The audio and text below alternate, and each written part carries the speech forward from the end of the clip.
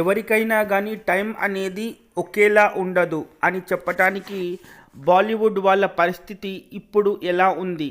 నిజం చెప్పాలంటే ఒకసారి బాహుబలి కొట్టిన దెబ్బతో బాలీవుడ్ 10 అడుగులు వెనక్కిపోతే త్రిబుల్ ఆర్ కొట్టిన దెబ్బకి 50 అడుగులు పోయింది. అండ్ ఇప్పుడు ప్రస్తుతానికి పుష్ప 2 కొట్టిన దెబ్బకి బాలీవుడ్ అనేదే కనుమరుగైన పరిస్థితి.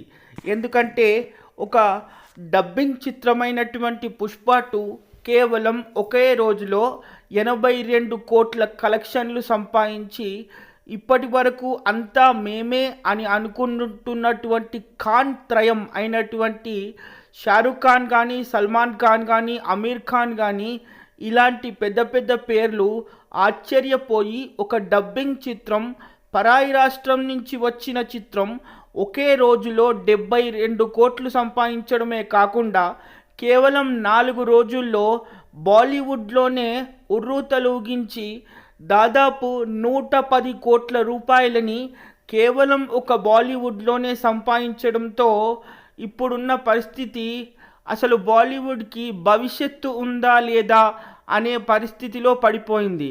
అండ్ ఇప్పటి వరకు జవాన్ పేరు మీద, పఠాన్ పేరు మీద ఉన్న రికార్డులన్నీ మన పుష్పరాజ్ తుడిచి పారేశాడని చెప్పొచ్చు. నిజం చెప్పాలంటే ఆంధ్రాలో చాలా నెగిటివిటీ ఉన్నప్పటికీ కూడా దీనికి సంబంధించి పవన్ కళ్యాణ్ గారి అభిమానులు కూడా ఇప్పుడు ఆంధ్రాలో సానుకూలంగానే స్పందించడం వల్ల చిత్రం ఊపందుకుంది అని అందరూ అనుకుంటున్నారు.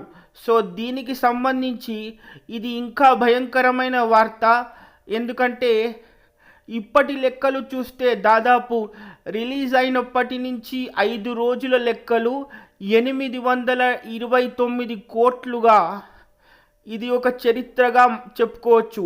అయితే ఇప్పటి వరకు బాలీవుడ్ మాత్రం ఎప్పుడూ మనకి ఎక్కువగా విలువ ఇవ్వలేదు. మనం పరాయి రాష్ట్రానికి వెళితే అసలు మనకు ఎలాంటి గౌరవం లేదు అని వజ్రోత్సవాల్లో మెగాస్టార్ చిరంజీవి గారు చాలా ఆవేదన చెందిన సంగతి మనకు తెలుసు. అయితే ఇవి పూర్తిగా గతం అని అనుకోవచ్చు. ఎందుకంటే ఇప్పుడు చిరంజీవి గారు కావాల్సినటువంటి గౌరవాన్ని, చిరంజీవి గారు కోరుకున్నటువంటి గౌరవాన్ని ఇప్పుడు పూర్తిగా తెలుగు ఇండస్ట్రీ పొందింది అని చెప్పొచ్చు.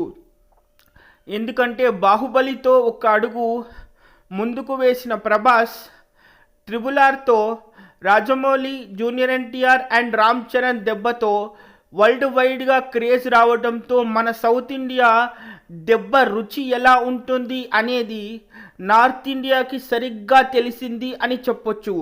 నిజం చెప్పాలంటే ఈ 3 చిత్రాలే కాకుండా సలార్ చిత్రాన్ని గురించి కూడా ఇక్కడ ఒక ప్రస్తావన తెచ్చుకోవాలి.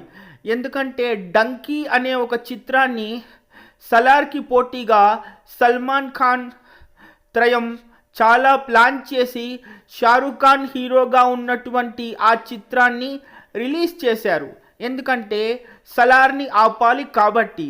కానీ డంకీ చిత్రానికి ఎక్కువగా థియేటర్లు పడకపోవడం, బాంబేలో అక్కడ ప్రభాస్ దెబ్బకి పూర్తిగా ఈ ఖాన్ త్రయమైనటువంటి వాళ్ళు అమీర్ ఖాన్ కానీ, షారుఖ్ ఖాన్ కానీ, సల్మాన్ ఖాన్ కానీ భయపడి అభిమానుల కోసం తిరిగి మళ్ళీ సలార్ని ప్రవేశపెట్టే పరిస్థితి రావడంతో నార్త్ ఇండియా దెబ్బ ఎలా ఉంటుంది అని ఇన్ని రోజులు మనం చూసాం. కానీ సౌత్ తిరిగి కొడితే ఎలా ఉంటుందో మన పుష్పరాజ్ చూపించాడు. అయితే ఇప్పటి వరకు మాస్ ఎలివేషన్స్ అంటే కేవలం సల్మాన్ ఖాన్, షారుఖ్ ఖాన్ అని మాత్రమే ప్రపంచం భావించింది. కానీ పుష్పరాజ్ దెబ్బకి ఎలివేషన్ అంటే ఎలా ఉంటుంది, డాన్స్ అంటే ఎలా ఉంటుంది, మాస్ ఆడియన్స్ ఒక్కసారి అభిమానులుగా మారిపోయి గుండెలో పెట్టుకుంటే కలెక్షన్స్ ఎలా ఉంటాయి అని తెలుగోడి దెబ్బని రుచి చూపించిన చిత్రం పుష్ప 2 అని చెప్పొచ్చు. ఎందుకంటే రిలీజ్ అయినటువంటి కేవలం 5 రోజుల్లో లెక్కలు వేసుకుంటే ఇప్పుడు ప్రస్తుతానికి 100 కోట్లు కేవలం హిందీలోనే రావడం నిజంగా ఇది పుష్పరాజ్ సంచలనం అని చెప్పుకోవచ్చు. ఇంతవరకు పఠాన్, జవాన్ పేర్ల మీద ఉన్న రికార్డులన్నీ పుష్పరాజ్ పేరు మీద రావటంతో ఇప్పుడు పుష్పరాజ్ వస్తేనే పరిస్థితి ఇలా ఉంది, మరి ఇయర్ స్టార్టింగ్లో రావాల్సినటువంటి జనవరి 10 2025లో ఒకవేళ గేమ్ చేంజర్ దిగితే మరి హిందీలో మరి ఈ సల్మాన్ ఖాన్ షారూఖ్ ఖాన్ పరిస్థితి ఏంటి? అసలు అమీర్ ఖాన్ అసలే సినిమాలు తగ్గించేశాడు కాబట్టి ఇక షారూఖ్ ఖాన్ సల్మాన్ ఖాన్ బిషానా సర్దుకోవాల్సిందేనా అనే పరిస్థితి ఉంది. ఎందుకంటే ఐకాన్ స్టార్ కొడితేనే ఇండియా ఇలా దద్దరిల్లిపోయి హిందీ వాళ్ళు తెలుగు వైపు చూసే పరిస్థితి. మరి గ్లోబల్ స్టార్ అయినటువంటి రామ్ చరణ్ గేమ్ చేంజర్తో ఒక్క దెబ్బ కొడితే ఇక పూర్తిగా 200 కోట్లు హిందీలో రాల్తాయని అందరూ అనుకుంటున్నారు. నిజంగా ఇది ఒక గొప్ప విజయంగా సుకుమార్కి అల్లు అర్జున్కి చెప్పుకోవచ్చు.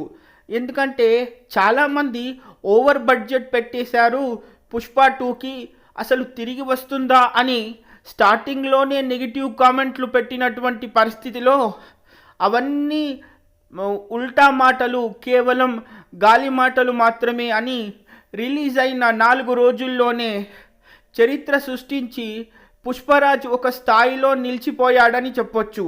సో దీనికి సంబంధించి ఇప్పుడు బాలీవుడ్ షారూఖ్ ఖాన్ సల్మాన్ ఖాన్ పేర్లు మర్చిపోయి చివరికి వార్ అనే ఒక సినిమాని సీక్వెల్గా తీసేటప్పుడు మన తెలుగువాడైనటువంటి జూనియర్ ఎన్టీఆర్ని అందులో విలన్గా పెట్టే పరిస్థితికి బాలీవుడ్ పరిస్థితి వచ్చేసింది. అంటే దీనికి సంబంధించి ఇప్పుడు సక్సెస్ కావాలన్నా తెలుగువాడు రావాలిరా, లేకపోతే మన వల్ల కాదు అనే పరిస్థితి ఇప్పుడు సౌత్ ఇండియా దెబ్బ రుచి నార్త్కి కరెక్ట్గా తెలిసింది.